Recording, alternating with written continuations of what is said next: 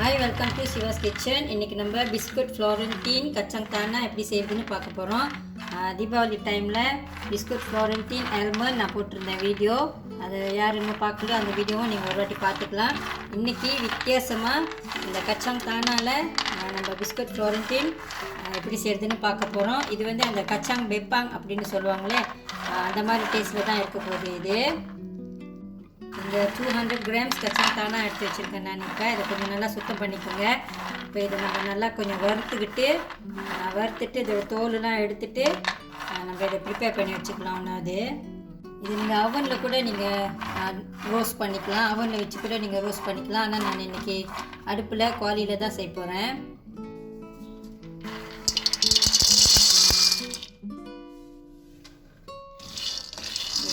Small ஃப்ளேமில் வச்சு நல்லா வறுத்துக்குங்க.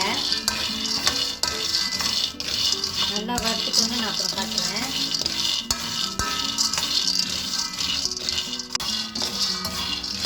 இது இப்போ நல்லா வறுத்தாச்சு. அடுப்பு ஆஃப் பண்ணிவிட்டு ஒரு பிளேட்டில் போட்டு வச்சுக்கலாம்.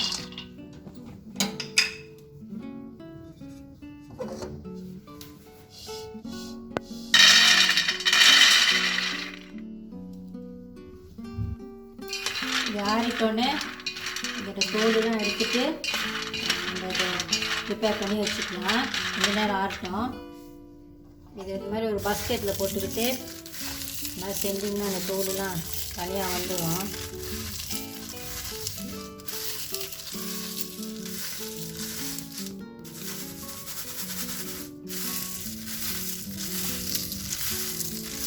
நல்லா இந்த மாதிரி ப்ரெஸ் பண்ணி வச்சுட்டிங்கன்னா அந்த தோல்லாம் நல்லா தனியாக வந்துடும். அப்புறம் நம்ம இந்த கச்சாங்கெலாம் இப்போ நம்ம தனியாக பொரித்து எடுத்து வச்சுக்கலாம்.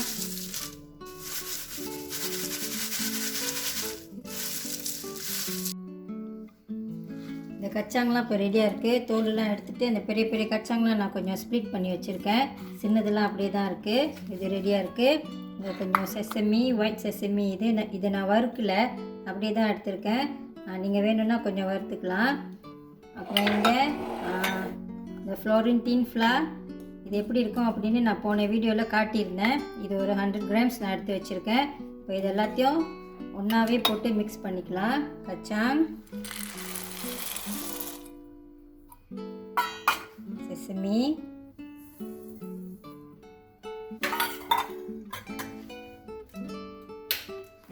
மிக்ஸ் பண்ணிக்கோங்க. அவன் ஆன் பண்ணி வச்சுருங்க.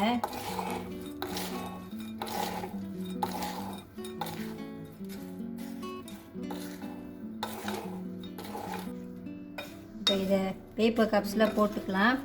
நான் கொஞ்சம் பேப்பர் கப்ஸ் எடுத்து வச்சுருக்கேன். இது ரீசைக்கிளோடு தான். ஏற்கனவே இதில் நான் 2-3 வாட்டி செஞ்சுட்டேன்.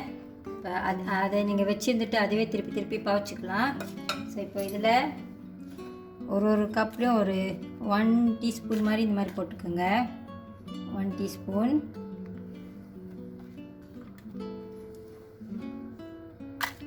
எல்லா கப்ஸும் ஃபில்அப் பண்ணிவிட்டு அப்புறம் நான் காட்டுறேன்.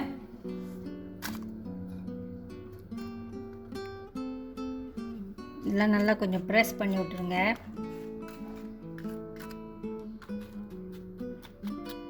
கொஞ்சம் ப்ரெஸ் பண்ணிவிட்டு கொஞ்சம் லெவல் ஆக்கி விட்ருங்க.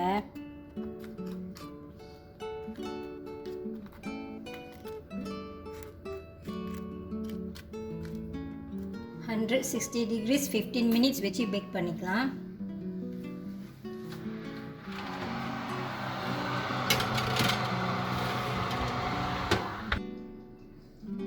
அவன்லேருந்து வெளியில் எடுத்தாச்சு. கொஞ்ச நேரம் ஆறிட்டோன்னா நம்ம இந்த கேசிங்லேருந்து வெளியில் எடுத்துடலாம். ஒரு 10 மினிட்ஸ் மாதிரி ஆறட்டும். உங்களுக்கு இன்னும் கொஞ்சம் டார்க்காக வேணும்னா நீங்கள் இன்னும் கூட கொஞ்சம் டைம் கொஞ்சம் கூட வச்சுக்கலாம். எனக்கு இந்த மாதிரி ஓகே, இந்த கலர் ஓகே. என்னோடய ஃபர்ஸ்ட் வீடியோவில் இந்த ஃப்ளாரன்டீன் மாவு நான் காட்டியிருந்தேன். ஸோ யாரெல்லாம் ஃபர்ஸ்ட் டைமாக அந்த வீடியோ பார்க்குறீங்களோ, அந்த ஃப்ளாரன்டீன் மாவு வந்துட்டு இந்த மாதிரி இருக்கும். இது வந்து உங்களுக்கு ஈஸியாக பேக்கரியில் கிடைக்கும்.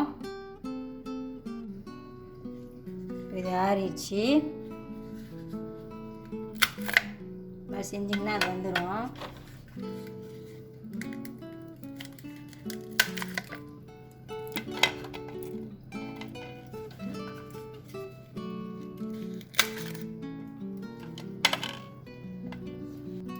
இன்றைக்கி இந்த மெஷர்மெண்ட்டுக்கு உங்களுக்கு ஒரு 35 பீசஸ் இந்த ஃப்ளோரன்டீன் குக்கீஸ் கிடைக்கும்.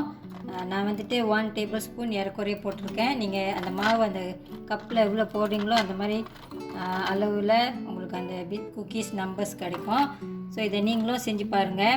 இந்த கச்சாங் தானா போட்டு செய்கிறது கொஞ்சம் புதுசாக இருக்கும் நான் நினைக்கிறேன். யாரும் செஞ்சுருக்குறாங்களான்னு எனக்கு தெரியல.